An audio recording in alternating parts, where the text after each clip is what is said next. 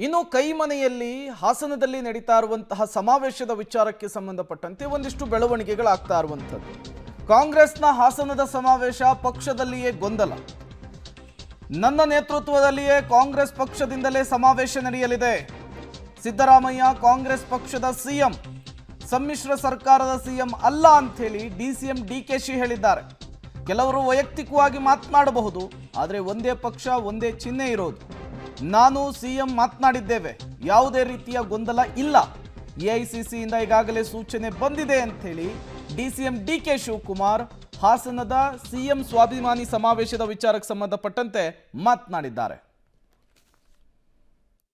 ನಾನು ವೈಯಕ್ತಿಕವಾಗಿ ಮಾತಾಡ್ಬೋದಪ್ಪ.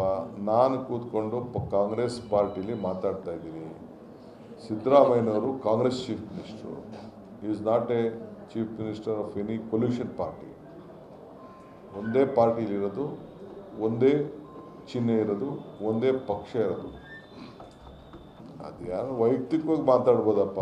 ನಾನು ಕೂತ್ಕೊಂಡು ಕಾಂಗ್ರೆಸ್ ಪಾರ್ಟಿಲಿ ಮಾತಾಡ್ತಾ ಇದ್ದೀನಿ. ಸಿದ್ದರಾಮಯ್ಯನವರು Congress chief minister. Is not A chief minister of any collusion party.